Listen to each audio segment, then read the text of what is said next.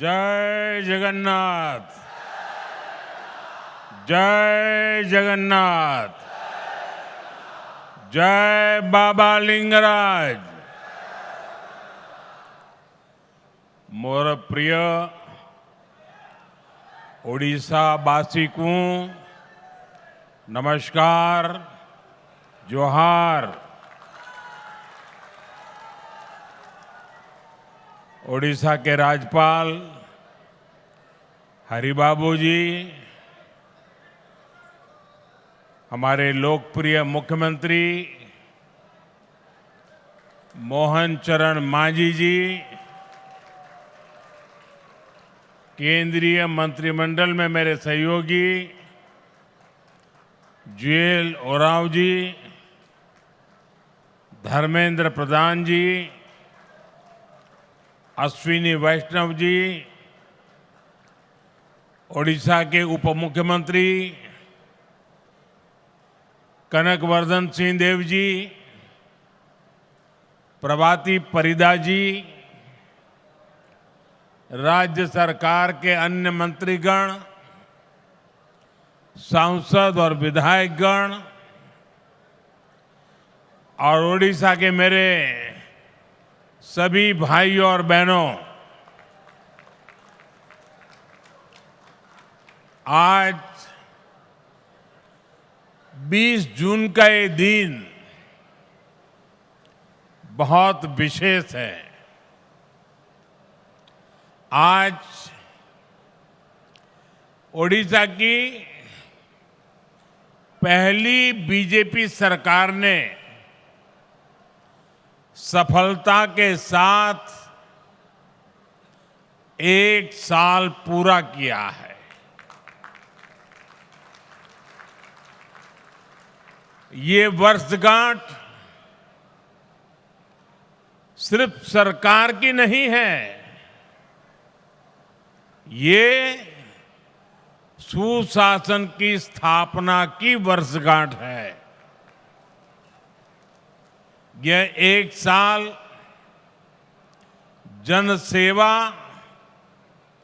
और जन विश्वास को समर्पित है।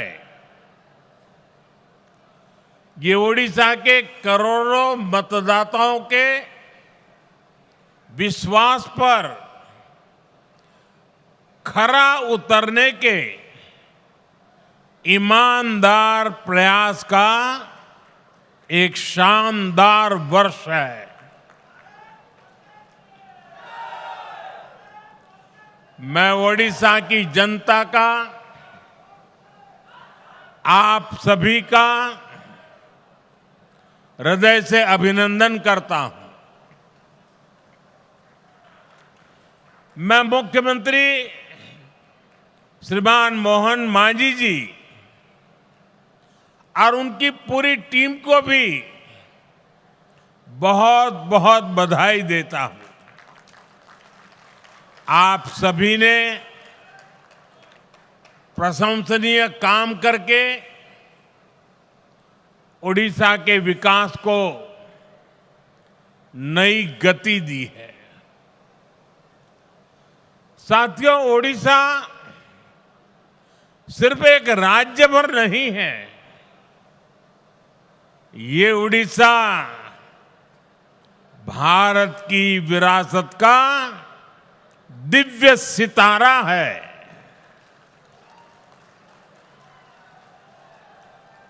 ओडिशा सैकड़ों वर्षों से भारतीय सभ्यता को, हमारी संस्कृति को समृद्ध करता रहा है। इसलिए आज जब विकास और विरासत का मंत्र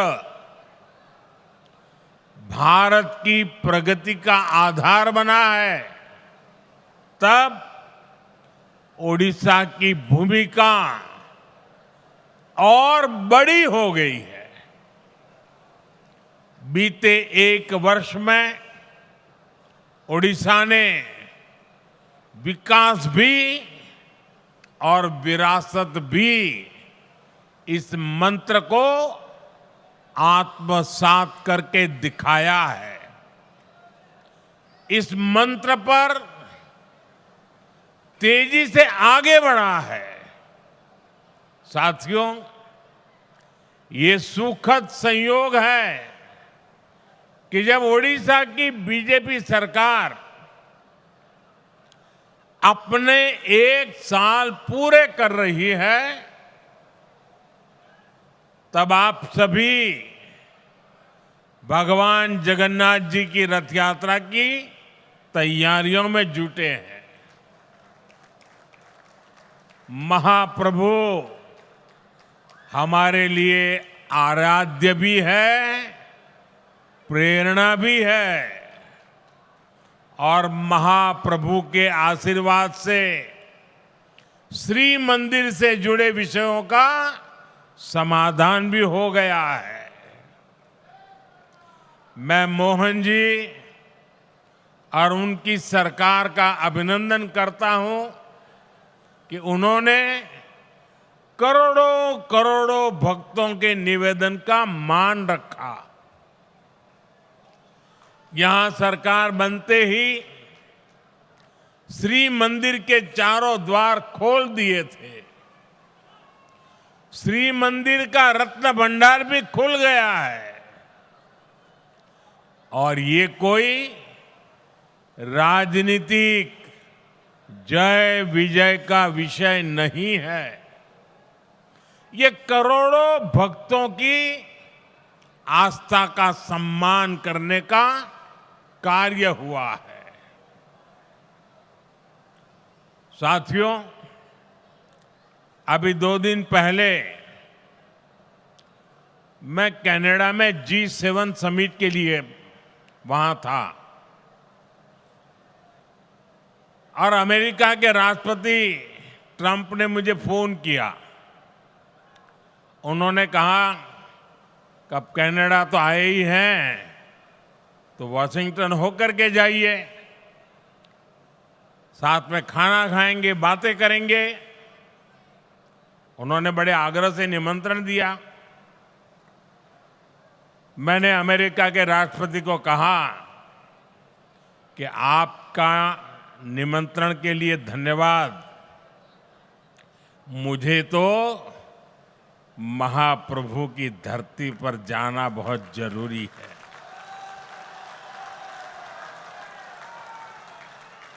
और इसलिए मैंने उनके निमंत्रण को नम्रतापूर्वक मना किया और आपका प्यार, महाप्रभु की भक्ति मुझे इस धरती पर खींच करके ले आई है।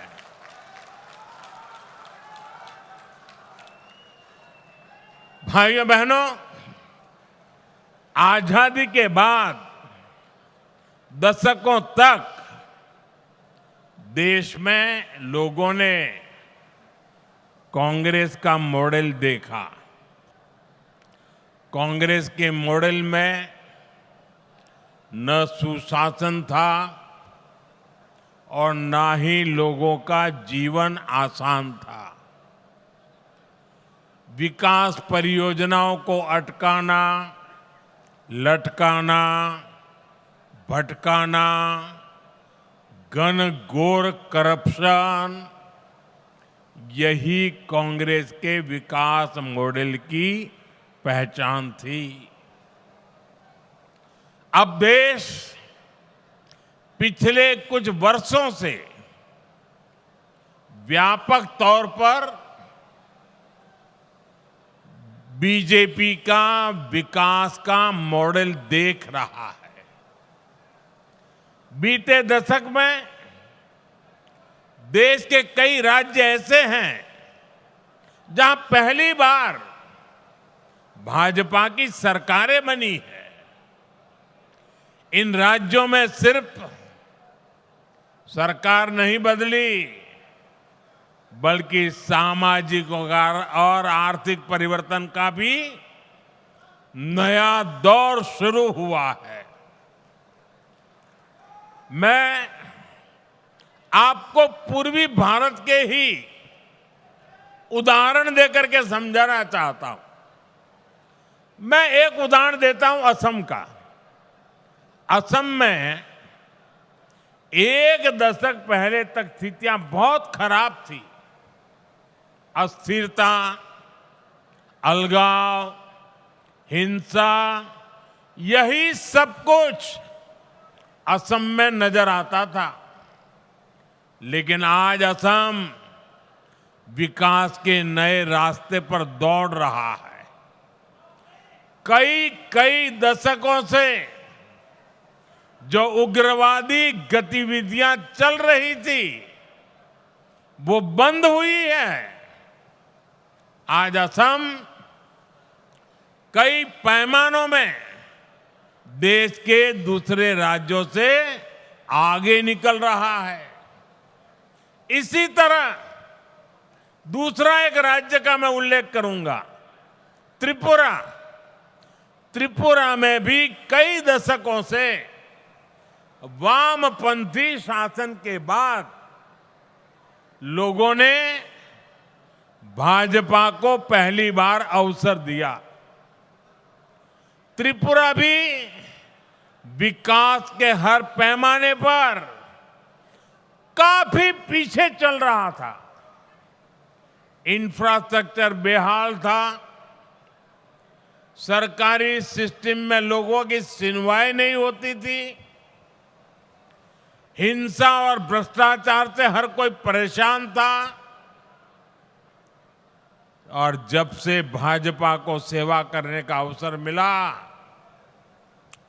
आज त्रिपुरा शांति और प्रगति की मिसाल बन रहा है। साथियों, हमारा ओडिशा भी दशकों से अनेक समस्याओं से जूझ रहा था। गरीब तक, किसान तक उनका पूरा हक नहीं पहुंच पाता था। भ्रष्टाचार और लाल फीताशाही हावी थी। ओडिशा का इंफ्रास्ट्रक्चर बेहाल था। ओडिशा के अनेक क्षेत्र विकास में और पीछे छूटते जा रहे थे। ऐसी अनेक चुनौतियां ओडिशा का दुर्भाग्य बन गई थी। इन चुनौतियों के समाधान के लिए बीते एक साल में भाजपा सरकार ने पूरी मजबूती के साथ काम किया है। साथियों, विकास का जो डबल इंजन यहां चला है उसका फायदा भी दिख रहा है। आज भी यहां जो हजारों करोड़ रुपए के प्रोजेक्ट का शिलान्यास और लोकार्पण हुआ है, उसमें डबल इंजन की छाप है। ओडिशा में डबल इंजन ने यहां की जनता का डबल बेनिफिट किया है। मैं एक उदाहरण देता हूं। आप भी जानते हैं, लंबे समय तक ओडिशा के लाखों गरीब परिवार आयुष्मान योजना से बाहर थे। आज आयुष्मान भारत जन आरोग्य योजना और गोपबंधु जन आरोग्य योजना, दोनों इंजन यहां चल रहे हैं। इससे ओडिशा के करीब 3 करोड़ लोगों को मुफ्त इलाज का लाभ मिलना तय हुआ है। और सिर्फ ओडिशा के अस्पतालों में ही नहीं, बल्कि अगर देश के दूसरे राज्यों में भी यहां से कोई काम करने गया है तो वहां भी जरूरत पड़ने पर उसको मुफ्त इलाज मिलना शुरू हुआ है। मैं देख रहा हूं, मैं मेरा जन्म गुजरात में हुआ और हमारे यहाँ सूरत में एक प्रकार से मैं कहूँगा कि आप 2 कदम चले और कोई न कोई उड़िया आदमी मिलेगा आपको। इतने उड़ीसा के लोग सूरत में रहते हैं। अब इस योजना का लाभ सूरत में रहने वाले मेरे उड़ीसा के भाई बहनों को भी मिलेगा।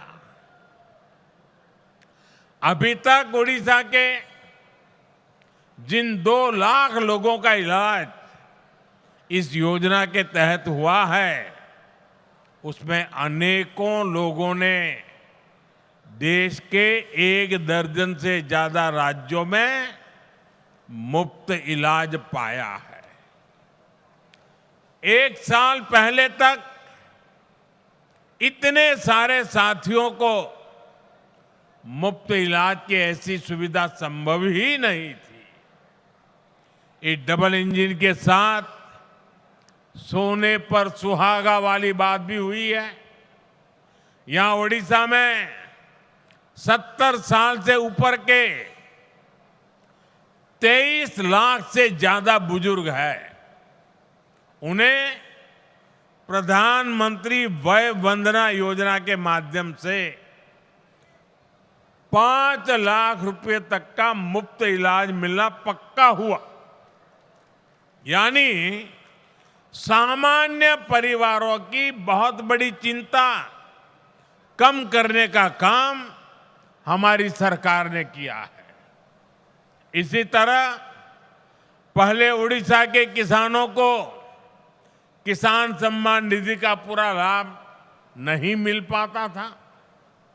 जब उड़ीसा के किसानों को केंद्र और राज्य दोनों की योजनाओं का डबल लाभ मिलना शुरू हो गया है, हमने किसानों को धान का अधिक मूल्य देने की जो गारंटी दी थी, उसका भी लाखों धान किसानों को लाभ मिला है।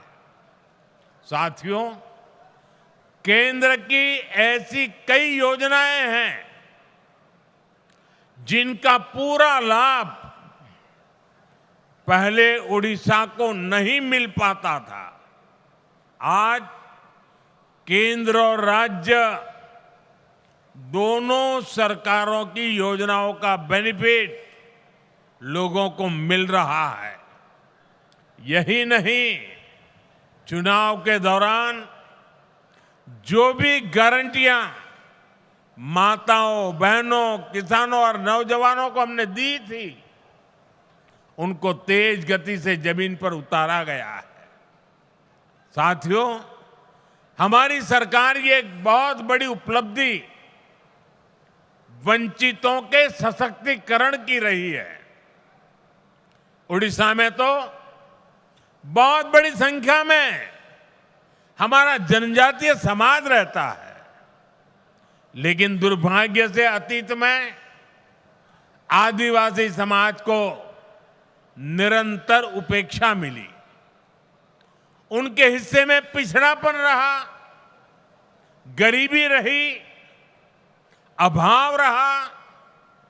लंबे समय तक जिस पार्टी ने देश पर शासन किया, उसने आदिवासियों को अपनी राजनीति के लिए इस्तेमाल किया। इन लोगों ने आदिवासी समाज को न विकास दिया, न भागीदारी दी। इन लोगों ने देश के बड़े हिस्से को नक्सलवाद, हिंसा, अत्याचार की आग में धकेल दिया। साथियों, हालात ये थे कि 2014 से पहले तक देश में 125 से अधिक आदिवासी बाहुल्य जिले नक्सली हिंसा की चपेट में थे। आदिवासी क्षेत्रों को रेड कॉरिडोर के नाम पर बदनामी दी गई थी। इनमें से अधिकतर जिलों को पिछड़ा घोषित करके पल्ला झाड़ लिया गया था। भाइयों बहनों, बीते वर्षों में हमने आदिवासी समाज को हिंसा के माहौल से बाहर निकालकर विकास के नए पथ पर ले जाने का काम किया है। भाजपा सरकार ने एक तरफ हिंसा फैलाने वालों के खिलाफ सख्त एक्शन लिया, दूसरी तरफ आदिवासी क्षेत्रों में विकास की नई गंगा बहाई। इसी का नतीजा है कि आज नक्सली हिंसा का दायरा देश में 20 से भी कम जिलों तक सिमट गया है और जिस तेजी से कार्रवाई हो रही है उससे बहुत जल्द ही आदिवासी समाज को हिंसा से मुक्ति मिलेगी। देश में नक्सलवाद खत्म होगा और ये मोदी की गारंटी है।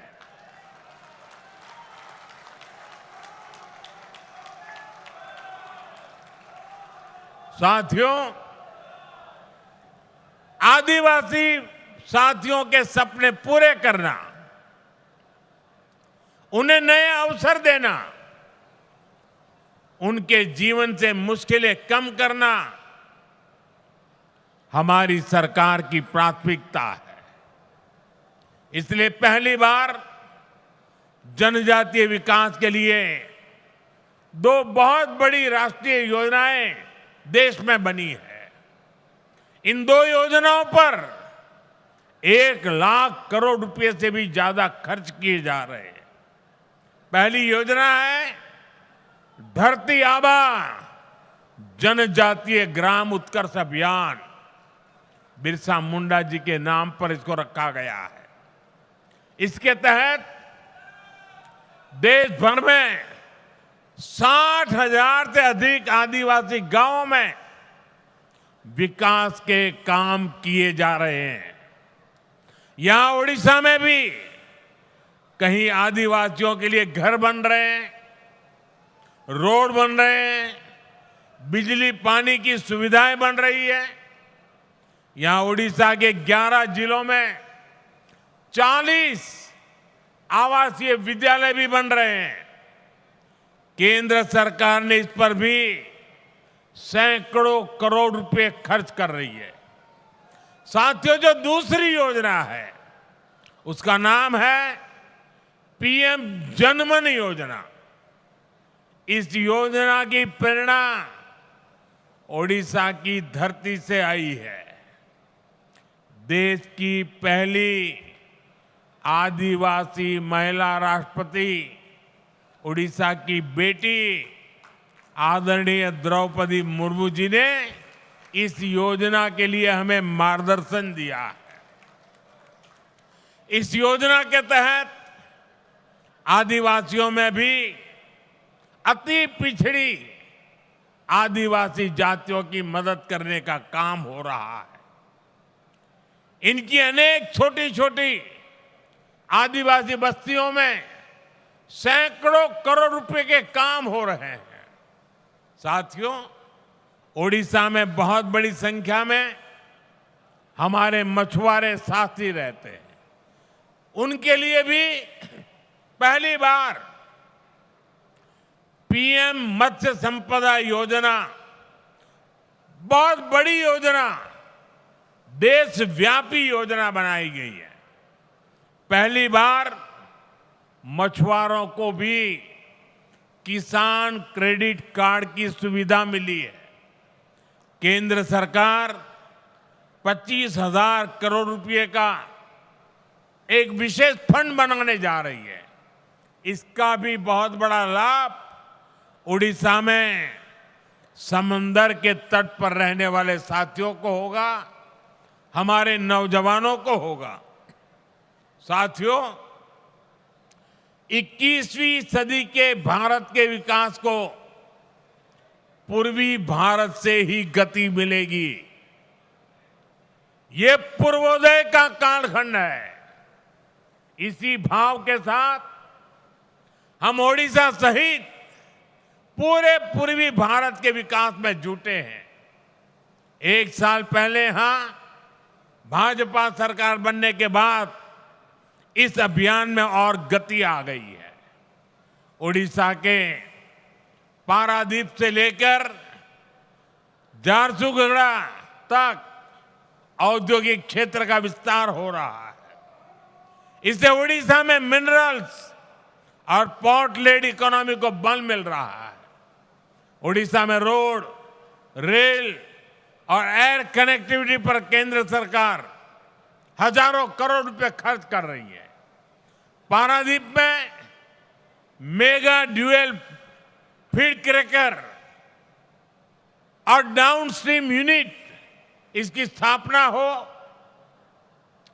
चंडीखोल में क्रूड ऑयल स्टोरेज फैसिलिटी हो। गोपालपुर में एलएनजी टर्मिनल का निर्माण हो।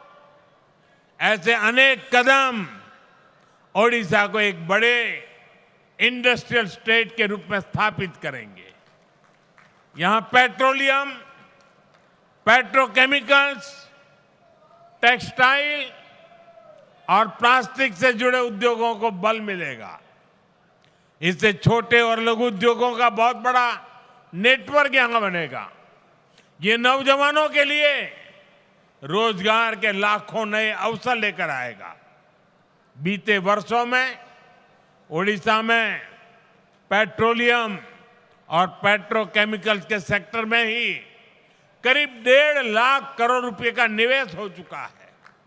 ओडिशा भारत का पेट्रोकेमिकल हब बनने की तरफ तेजी से आगे बढ़ रहा है। साथियों, बड़े लक्ष्य पाने के लिए हमें बहुत दूर तक देखना होता है, दूरदृष्टि रखनी होती है। यहां जो हमारी भाजपा सरकार है वो सिर्फ 1 साल की उपलब्धियां और 5 साल बाद क्या होगा इतने तक सीमित नहीं है। वो आने वाले दशकों के लिए ओडिशा के विकास के रोड मैप क्या होगा इसके पर काम कर रही है। ओडिशा सरकार ने 2036 के लिए, जब उड़ीसा राज्य 100 साल का होगा, उन्होंने उसके लिए विशेष प्लान बनाया है। ओडिशा भाजपा सरकार के पास 2047 के लिए भी रोड मैप है, जब देश की आजादी के 100 वर्ष पूरे होंगे। मैं ओडिशा विजन 2036 को देख रहा था। उसमें बहुत ही महत्वाकांक्षी संकल्प तय किए गए। मुझे पक्का भरोसा है कि ओडिशा के प्रतिभाशाली और मेहनती नौजवानों के सामर्थ्य से हर लक्ष्य को आप जरूर प्राप्त करेंगे। हम सभी मिलकर ओडिशा को विकास की नई बुलंदी तक पहुंचाएंगे। इसी वायदे के साथ एक बार फिर आप सभी को बहुत बहुत शुभकामनाएं। समस्त को पुणी थरे मोर नमस्कार, जोहार। जय जगन्नाथ, जय जगन्नाथ, जय जगन्नाथ।